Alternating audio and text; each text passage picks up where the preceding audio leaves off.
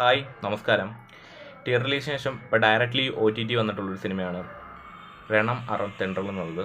വൈഭവ് നായകനായ സിനിമയും കൂടിയായിരുന്നു. അതുപോലെ തന്നെ ഈ ഒരു സിനിമ സംവിധാനമായിട്ടുള്ളത് ഷെരീഫാണ്. മറ്റ് കഥാപാത്രങ്ങൾ വന്നിട്ടുള്ള ടാനിയ ഹോപ്പും അതുപോലെ നന്ദു ശ്വേത തുടങ്ങിയവരൊക്കെയാണ്. ഈ ഒരു ചിത്രത്തിൻ്റെ ഒരു വൺ ലൈൻ സ്റ്റോറി നമുക്ക് നോക്കുകയാണെങ്കിൽ, സിറ്റിയുടെ പല ഭാഗത്തു നിന്നും ബോക്സിൽ ശവശരീരങ്ങൾ കിട്ടുകയാണ്. അങ്ങനെ ആ കേസ് അന്വേഷണവും അതുപോലെ തന്നെ നായകൻ്റെ ഒരു ജീവിതവും കൂടെ ഒക്കെ കാണിച്ചുകൊണ്ടാണ് ഫസ്റ്റ് ഹാഫ് മൊത്തവും നമ്മളെ കൊണ്ടുവന്നത്. സെക്കൻഡ് ഹാഫിലേക്ക് വരുമ്പോൾ വളരെ ഗംഭീരമായ ഒരു ഇൻവെസ്റ്റിഗേഷൻ രീതിയിൽ ചിത്രം പിടിച്ചെടുത്താൻ സാധിച്ചിട്ടുണ്ട്. വലിയ നമ്മൾ ഇന്നേ വരെ കണ്ടിട്ടുള്ളതെന്ന് മികവുറ്റ ഒരു തിരക്കഥയിൽ നിന്നൊന്നും പറയാൻ സാധിക്കില്ല. കണ്ടിരിക്കാം, ബോറടിപ്പിക്കാതെ നമുക്ക് തീർച്ചയായും എൻ്റർടൈൻ ചെയ്യാൻ പറ്റുന്ന ഒരു ചിത്രം കൂടിയാണ്.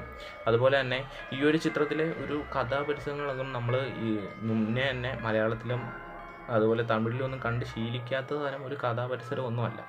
നമ്മൾ കണ്ട് ശീലിച്ച് തന്നെ ഒരു ഒരു ഒരു വെറൈറ്റി അവർ പിടിച്ചിരിക്കുകയാണ്. അതായത് വെറൈറ്റി രീതി ഒരു അന്വേഷണത്തിൽ നായകൻ്റെ ഒരു മൊത്തത്തിലുള്ള സംഭവങ്ങളും പവറും ഒക്കെ കാണിച്ചുകൊണ്ടാണ് ഈ ഒരു ചിത്രം മുന്നോട്ട് വന്നത്.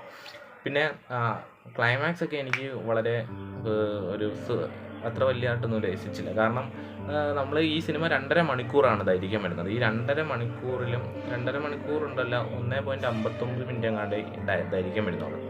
അപ്പം ഇതിൽ നമ്മളെ ഈ ത്രില്ലർ സംഭവങ്ങൾ കാണിച്ച് അവർ പിടിച്ചിരുത്താൻ അവർക്ക് സാധിച്ചിട്ടുണ്ട്. പക്ഷേ തിരക്കഥയ്ക്ക് അത്ര വലിയൊരു ബ്രില്യൻസി ഒന്നും പറയാനൊന്നും സാധിക്കില്ല. കാരണം നമ്മൾ ഇൻവെസ്റ്റിഗേഷൻ പറയുകയാണെങ്കിൽ മറ്റേ അഞ്ചാം പാതിരയും അതുപോലെ തന്നെ അങ്ങനെയുള്ള സംഭവങ്ങൾ ഉള്ളവർ അങ്ങനൊരു പാറ്റേൺ അവർ ഉദ്ദേശിച്ചിട്ടില്ല. അതേ രീതിയിലുള്ള പാറ്റേൺസ് അല്ല.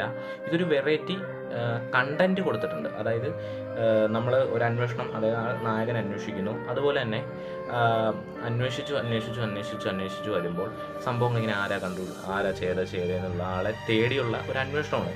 കാരണം ആ ക്രൈം ചെയ്യുന്ന ആൾക്ക് തേടിയുള്ള ഒരു യാത്ര അല്ലെങ്കിൽ ഒരു അന്വേഷണം. അതുപോലെ തന്നെ പോലീസായിട്ട് വന്ന ടാനിയ ഹോപ്പ് അതുപോലെ തന്നെ നന്ദു ശ്വേതയുടെ ഒക്കെ പ്രകടനം കൊള്ളായിരുന്നു കേട്ടോ. ഗംഭീരമായി തന്നെ അവരുടെ പ്രകടനങ്ങൾ ചെയ്തിട്ടുണ്ട്. പക്ഷേ വലിയ സംഭവങ്ങളൊന്നും പറയാൻ ഈ ചിത്രത്തിലില്ല. വൈഭവിൻ്റെ മുന്നത്തെ ചിത്രങ്ങളിൽ വെച്ചും ഏറ്റവും എന്താ പറയുക, ഒരു ത്രില്ലർ സിനിമകളൊക്കെ വന്നിട്ടുണ്ടെങ്കിൽ മറ്റേ ലോക്കപ്പ് ഒക്കെ വന്നിട്ടില്ല. ലോക്കപ്പിൽ നിന്നുമൊക്കെ അത്യാവശ്യം ഗംഭീരമായ ഒരു സ്ക്രിപ്റ്റിനെസ് ഈ ഒരു സിനിമയ്ക്ക് ഉണ്ട്. എങ്കിൽ പോലും എൻഡിങ്ങിനൊന്നും നമുക്ക് വലിയ രീതിയിലൊന്നും പിടിച്ചിട്ടില്ല. നമുക്കൊരു സുഖിക്കത്തില്ല എൻഡിങ് കാണുന്നത്. കാരണം ത്രില്ലർ എന്ന് പറഞ്ഞു കഴിഞ്ഞാൽ അതിനകത്ത് ഒരുപാട് പാറ്റേൺസുകൾ സംവിധായകൻ തന്നെ കൊണ്ടുവരണം. അതായത് പ്രേക്ഷകർ കാണുമ്പോൾ അവർക്ക് ഇങ്ങനൊരു സംഭവം അതിലുണ്ടാവുന്നെന്ന് അറിയരുത്.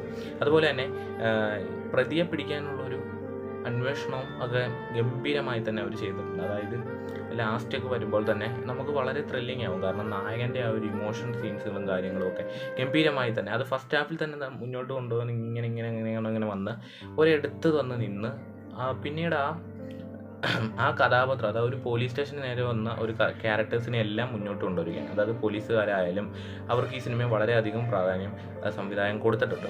എന്തായാലും പടം മസ്റ്റ് വാച്ചിങ് ആയി കണ്ടിരിക്കാൻ പറ്റിയ ഒരു സിനിമയും കൂടിയാണ്. തീർച്ചയായും സമയം കളയണ്ടെന്ന് ഞാൻ പറയുന്നത്. കാരണം വേണ്ടവർക്ക് ഈ ഒരു ചിത്രം ഒന്ന് കണ്ടിരിക്കാൻ പറ്റും, വെറുതെ ഒക്കെ ഒന്ന് കണ്ടിരിക്കാം.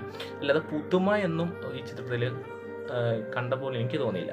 പ്രത്യേകിച്ച് വലിയ പുതുമയൊന്നുമില്ല. ത്രില്ലറുകളിൽ നിന്നും ഒരു മികച്ചൊരു അന്വേഷണ കഥ.